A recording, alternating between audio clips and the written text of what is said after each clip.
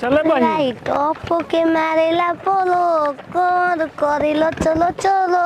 चलो चलो बहुत जल्दी टाइम से पहुंचाओ देख लो 12 में 1 मिनट टाइम बा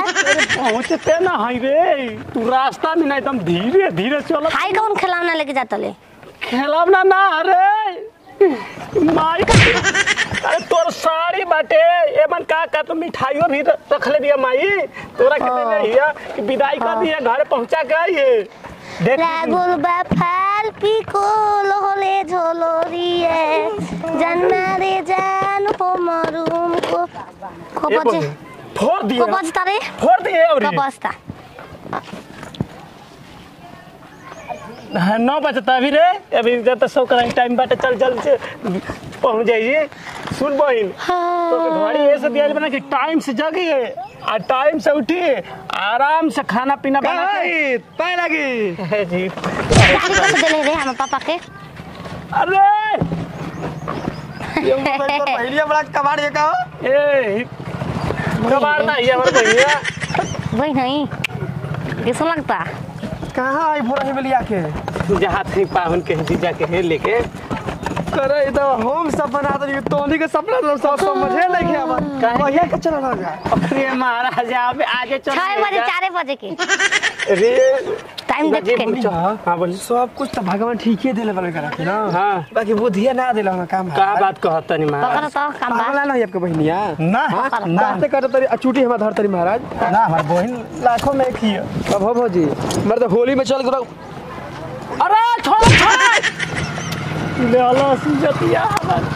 मर तो होली में चल के होली में तो तेज रही अपन गाड़ी आइबे करम ए बहन अपन भाइयों से रख मार करो होलिया में हाय कहा हां हाय ए पाहुन हम एक बात कहीं हमन के चाहे देना अपन दीदा खिलावना का तर दीदा के देखे बहुत आप ले हिमात वहीं ए बहन आवा आवा बोतल काटो खा के गोबरा टिक दे मुंह देखो उठा ला अरे चोर रे, जीजा जो हाथ में यार। ए उठा ला ए मर जाते ए उठा ला एक मिठाई फिर निकल ले अरे पाहुन मिठाई का भौजी सुनो एगो बात सुनो और कार मार करबे का केस हो सकबा गाव लागो बा केस उस कर दिया रे भागरी मार के चल ले रे बहन ले आवा चल टूट जाई कब बजल रे आए 4 बजे से पहले पहुंचे के जल्दी चल अरे पहुंचते ना यार जे रास्ता में भेटा तो तेही संगे तू सर समाचार क के कुटाई कर देता ली हां पता नहीं चलता ही है हां आगो नहीं जा ये चल रे आगे नहीं जा तो आगे नहीं बंद तो कइले को बनी बसता बुस को बसता 12 बज गइल रे 3 घंटा लागिल हे तने में आज का अरे ना पगली तो माई पगल देखू माइये के पगली के बनाई रे जीजा जीजा जी हो मुहे पर पूरा बयान तो सरप्राइज करो ए जीजा जी जनता चल गेलो ना हमनी के जो है जनता रे मर गइलो ना और भिखारी अरे अबे जीजा जी पड़ा अरे खुश रहा गो लगता है जीजा जी अरे जीजा ना हमारे तो रे भातारो नहीं खेची ना जीजा को खाना खोका हम को इनकर बहिन है त इनकर हम जीजे ना लगाब हमरो तो जीजे लगवाऊं करता हम बहिने हो कहत रहला हित की दवाई कराओ तन जे का एकर कुछ सुनवाई बा ये जीजा हां ए जीजा चैत में लिया का बता जीजा जीजा के बाद हां स्लेट लेके पढ़े जाता रहा का ना जी घर ही देख के पड़ते बहनिया के देते ना कि टाइम देखी से ना तो सुबह सुबह वो जागी और तब दवाई खाई यही ते करा टाइम बुझाई कब बजता आई कुल फोर तोड़ के लिए लड़ा पड़ती रास्ते में महाराज हाथापाई कर लगती है कोई ले का कर पाहुन आपे लोग ना कहत रहे कि एगो शिकायत बा तोहर बहन के एगो शिकायत के ना 1000 शिकायत बा मर दे तो वही शिकायत के मारे के जीजा दोतले बालो तब छोड़ सलिया वाह साली सुनी पाहुन गलती उलती की क्षमा करब जाए बहन हिया हमारा नादान अब हम टाइम से जागूंगी हाँ। टाइम से मैं काम होंगे टाइम ना भूले तो हाथ घुसा के टाइम बना दे ए तेरी दादी मो वही से फोड़ दे बाबू आए कि 12 बजे के 4 बजा देबू वही के वजह से पाहुन दे देनी है ना कि आधा रात ना जागी टाइम देख के जागी ओ आधे रात के जाके जाने बोले वाला घड़ी है कहीं चू चाय चू चू चू बोली ई हां अब 1 घंटा ले हो गेल अभी कहूं रंडा ना बोलला बतरिए निकाल दल बानी अपन काम खातिर बतिर का गवा पाहुन ध्यान नहीं के चलते नहीं खेरे ए पाहुन बतरसे होई के मामू लटपटा तो पानी बिना अच्छा पानी पियो भाई आई महाराज चले खूब ने होता करत हूं जीजा अरे राम जाने हो रानी राम जाने पाहुन कहाँ तू लगा दी? जानो तो पगलाई लइका रे पेन साया पेन लो उ कौन साया पेन निक लागी पेन हमार हो माई में निक लागी कि ना निक लागी माई हमारे में न पड़ल बिया पेन तो इनके लागी पाहुन देख लिया त का कर पेन आ हमार घर यही से करा संगे ना है ना जीवन जबरी करवावेले कोनो काम पेन आ लाइट ऑफ वही करके लगाना भैया। गई लाइट ऑफ करके ओ लाइट ऑफ करके बारे लाटारस कमर करे क्यों तुम कैसे बात तो सुने ए बहिन रे ए देखो त ई फाटल बाटे छोड़े पेन निकला नाच कमरिया कोरेला पालो पलाली पला गेली हमरा गारेलु जब ए साराई का तारे हिंदावा हाय पेन आइले तारा बहिन का गोल लागो हाय साया सरवा पेन के कौन डरा हमारे घर में मेरे